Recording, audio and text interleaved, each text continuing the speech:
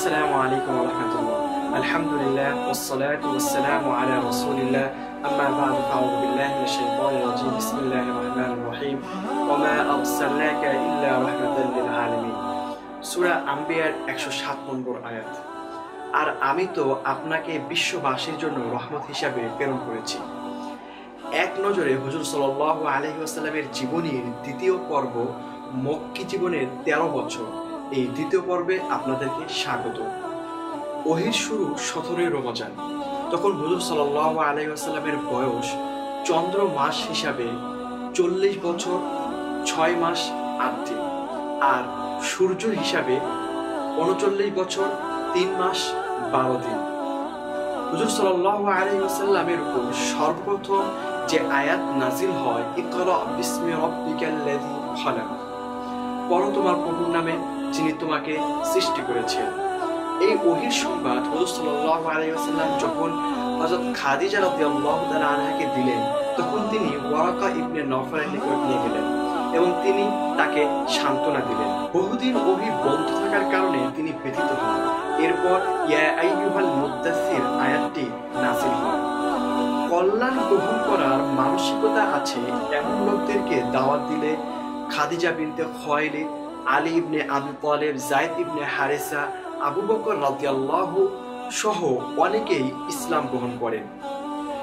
নবুয়তের 3য় বছর পর্যন্ত গোপনে দাওয়াত দেওয়া হয়। নবুয়তের 4র্থ বছরে ফাসদা বিমা তুমার প্রকাশ্যভাবে ইসলামের দাওয়াত দেওয়া হয়। প্রকাশ্যভাবে ইসলাম দাওয়াত দেওয়ার পর থেকেই মক্কার মুশরিকরা ইসলামের শত্রুতা শুরু করলো।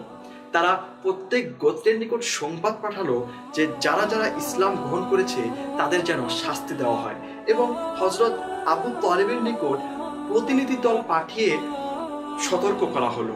তখন আবু তালিব হুজুর সাল্লাল্লাহু আলাইহি ওয়াসাল্লামকে প্রতিরক্ষা ও সাহায্য করার ঘোষণা দিলেন। নবুয়তের 5ম বছরে মুসলমানদের উপর জুলুম নির্যাতন কঠিন থেকে কঠিন হয়ে যায়। হুজুর সাল্লাল্লাহু আলাইহি ওয়াসাল্লামের নামে মিথ্যা রটনা ও বিভিন্ন ধরনের কটাক্ষ, পাগল, জাদুকর বলে অপবাদ দেওয়া হতো। এই পরিস্থিতি থেকে রেহাই পাওয়ার জন্য মুসলমানরা হাবশার দিকে 2 বার হিজরত করে। প্রথমবারে পুরুষ ছিল 12 জন এবং মহিলা ছিল 4 জন। দ্বিতীয়বার হিজরতে পুরুষ 83 জন এবং মহিলা 18 জন ছিল। নবুয়তের 6ষ্ঠ বছরে হুজুর সাল্লাল্লাহু আলাইহি ওয়াসাল্লামের চাচা হামজা ইসলাম গ্রহণ করেন। তার 3 দিন পর ওমর ইবনুল খাত্তাব রাদিয়াল্লাহু তাআলা আনহু ইসলাম গ্রহণ করেন, এবং এই বছরে হুজুর সাল্লাল্লাহু আলাইহি ওয়াসাল্লামকে সিজদারত অবস্থায় আবু জাহিল হত্যার ষড়যন্ত্র করে আল্লাহ তাআলা তাকে হেফাজত করেন। নবুয়তের 7ম বছরে বনু হাশেম এবং বনু আব্দুল মুত্তালিবকে বয়কট করা হয়, এবং শিয়াবে আবু তালিবে মুসলমানদেরকে 3 বছরের জন্য অবরোধ করা হয়, এবং এই বয়কটের চুক্তিনামা কাবা শরীফে ঝুলে দেওয়া হয়। চুক্তিপত্র উইপোকা খেয়ে ফেললে তখন এই অবরোধকে নির্মূল করার জন্য বিবেকবান ব্যক্তিগণ উঠে পড়ে লাগে, যার কারণে নবুয়তের 10ম বছরে অবরোধ শেষ হয়ে যায়।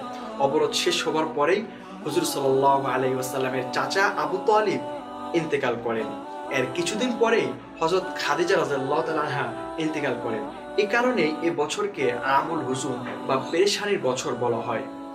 আর এই সুযোগেই কাফিররা রাসূল সাল্লাল্লাহু আলাইহি ওয়াসাল্লামের উপর বহুদিনের ঝাল মিটানোর সুযোগ পায়। হুজুর সাল্লাল্লাহু আলাইহি ওয়াসাল্লাম এই পরিস্থিতি থেকে রেহাই পাওয়ার জন্য যায়েদ বিন হারেসা রাদিয়াল্লাহু তাআলা আনহুকে নিয়ে মক্কা থেকে 70 মাইল দূরে তাইফে গমন করেন, কিন্তু সেখানে তারা প্রায় 5 মাইল রাস্তা পাথর ছুঁড়ে আঘাত করে। এবছরে আরো অনেক ঘটনা ঘটে।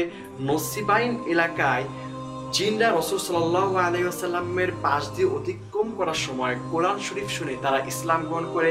তোফাইল ইবনে আমরও ইসলাম গ্রহণ করে, এবং মক্কার বাইরে দাওয়াতি কাজের সূচনা হয়।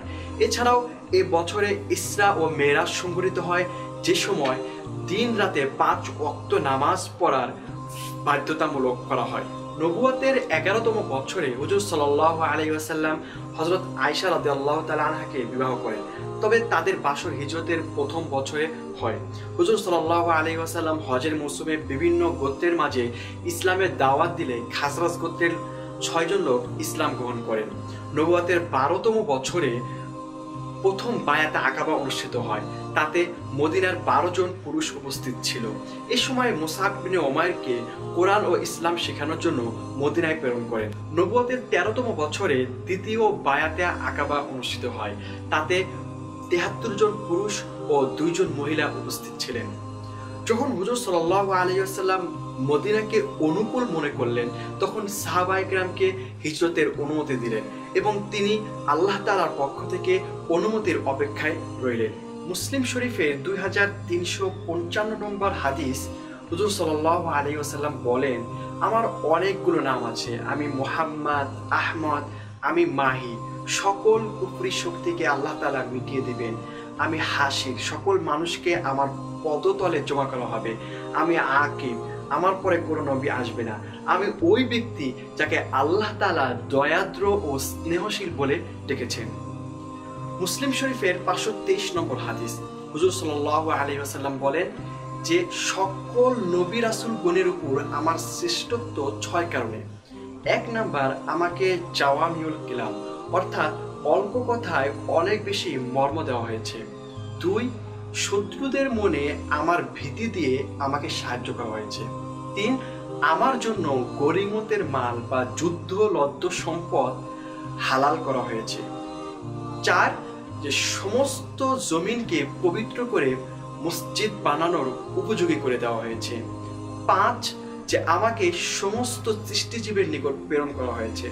6, যে আমার পরে আর কোনো নবী আসবে না, তিনি হলেন আমাদের রাসূল সাল্লাল্লাহু আলাইহি ওয়াসাল্লাম।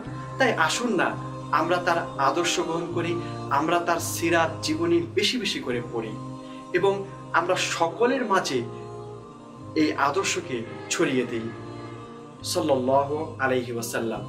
আর আমাদের পরবর্তী পর্বগুলো দেখার জন্য অবশ্যই আমাদের চ্যানেলকে সাবস্ক্রাইব করে নোটিফিকেশন বেল অন করে রাখুন। জাযাকুমুল্লাহু আহসানাল জাযা। আসসালামু আলাইকুম ওয়া রাহমাতুল্লাহ।